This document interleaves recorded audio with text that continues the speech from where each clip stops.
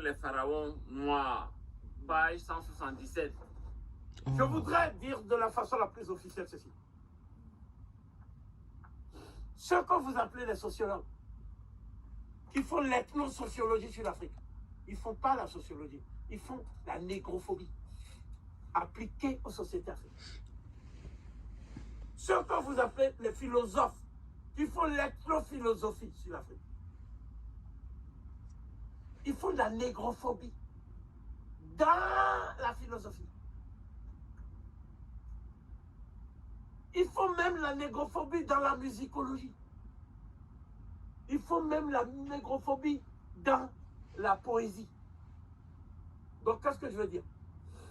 Les sciences dont on parle, en fait, c'est tout simplement un recouvrement, un voile pour dissimuler la négrophobie qui est à l'œuvre. Donc, ça veut dire que quand vous étudiez chez eux, vous apprenez, vous devenez des apprentis négrophobes. Et après, on vous a même pas enseigné ça en Afrique. Avec des diplômes en nègre. Donc, c'est ça le problème. Donc, quel est le problème maintenant que nous soulevons à la suite des Tilés?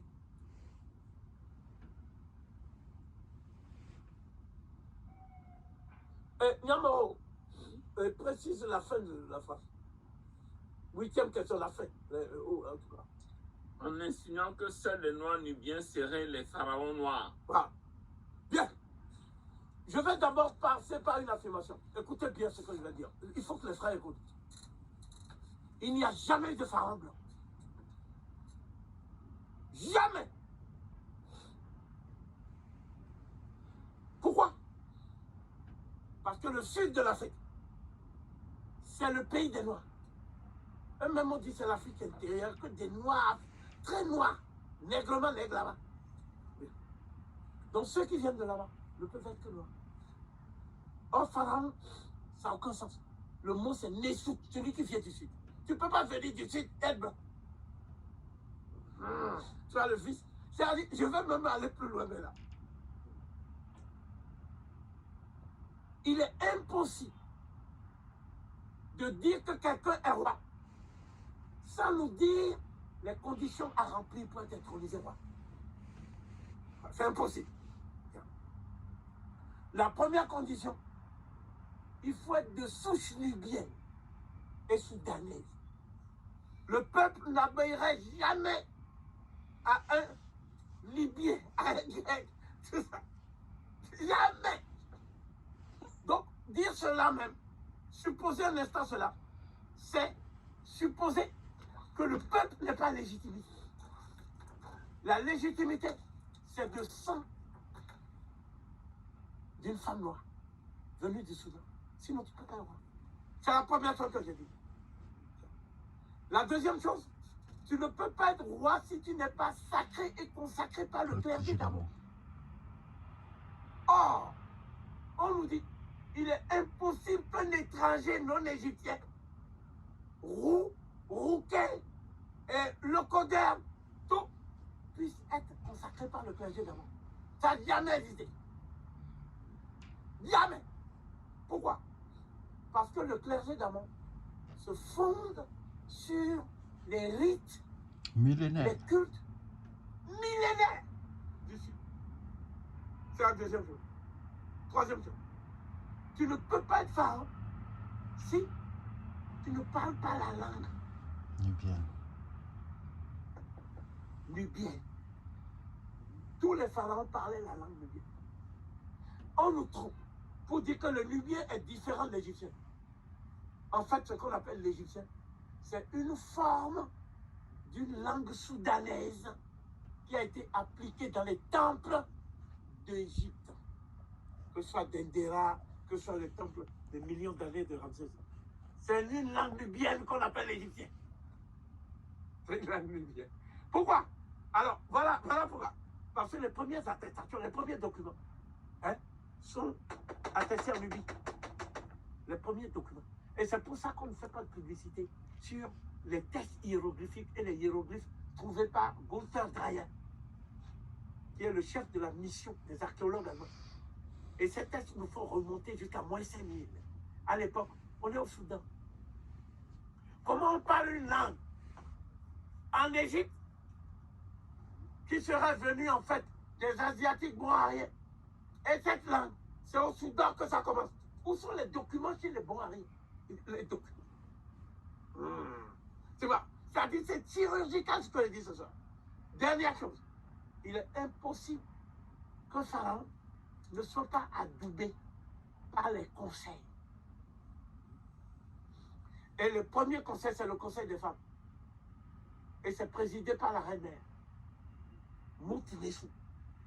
C'est-à-dire celle qui a porté celui qui vient du celui sud. qui est venu du sud. Yeah. Donc ce que j'affirme, c'est ceci. Des Semchouhor qui ont commencé le processus de l'unification de Tachébao et de Tamerou jusqu'à Narmer, qui est leur successeur,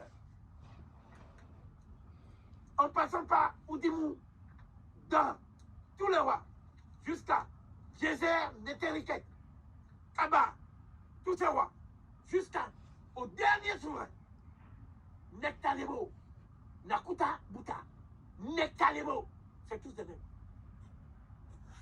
Je vais même plus loin. On choisissait des gens plus noirs que moi.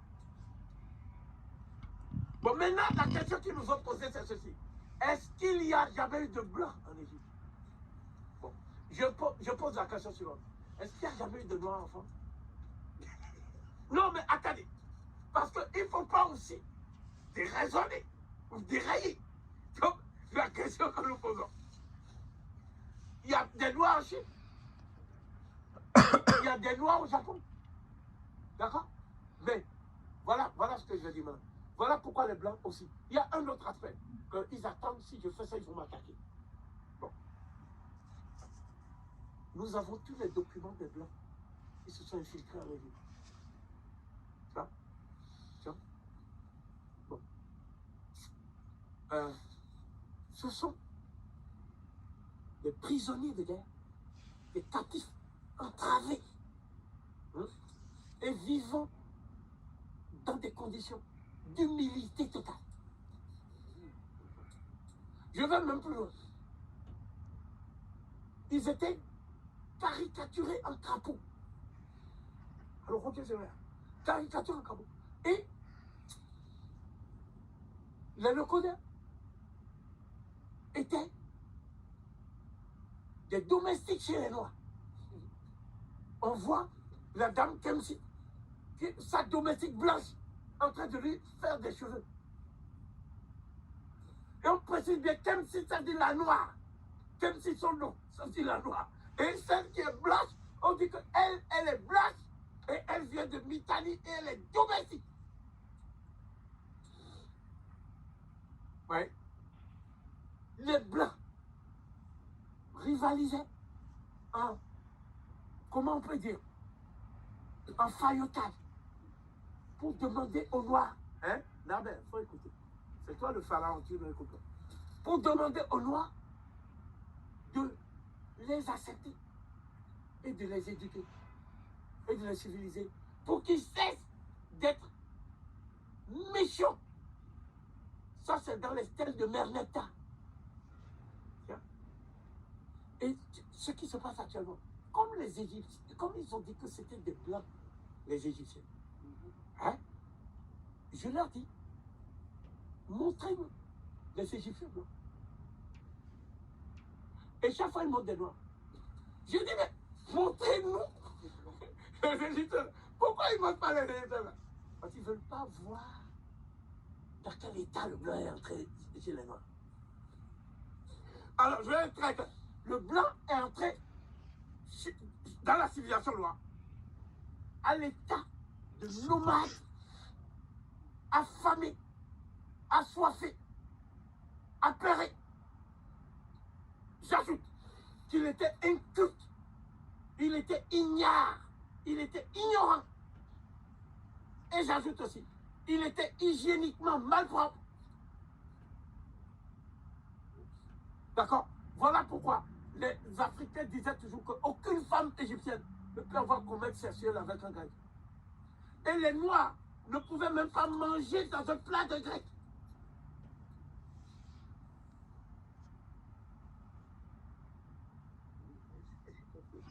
Je vais même plus loin. On a écrit dans les textes que embrasser un grec sur la bouche, c'est comme embrasser le museau d'un cochon. Il en dit sévère.